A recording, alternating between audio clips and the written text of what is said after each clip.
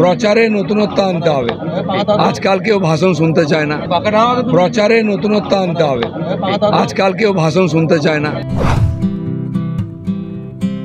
তাপপ্রবাহের নাজেহাল বাংলা। অসহনীয় অবস্থা দক্ষিণবঙ্গের জেলাগুলিতে। অসহ্য গরম ও দাবদাহে ত্রাহি ত্রাহি রব।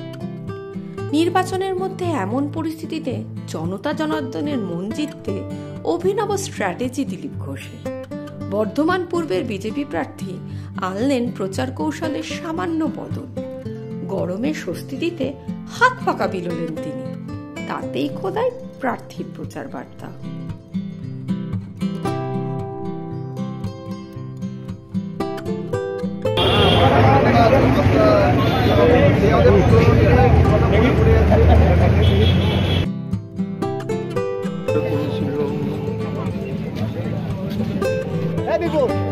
শুধু পাখাই নয়, মানুষের কাছে পৌঁছাতে দেয়াল লিখন ছেড়ে প্রচার বার্তা ছুঁয়েছে চায়ের কাপও। চায়ের কাপে তুফান তোলা তর্কে সঙ্গী হতে কাগজের কাপেও প্রচার বার্তা লিখলেন দিলীপ ঘোষ। দাদা পাখা, এবার চায়ের কাপের পর পাখা।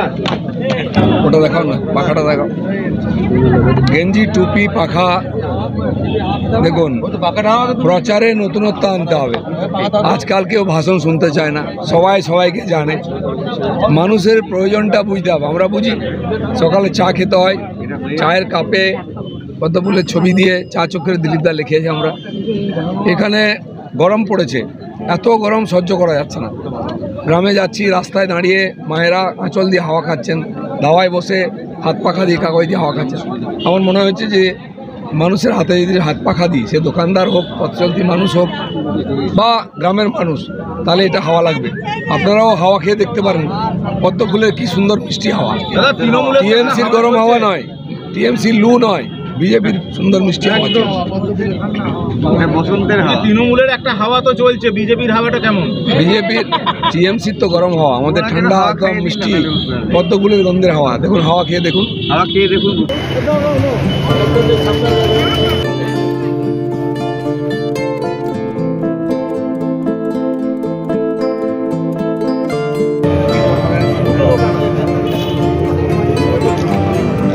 এটাই ভালো হয়েছে। তো যাতায়াতটা ছবি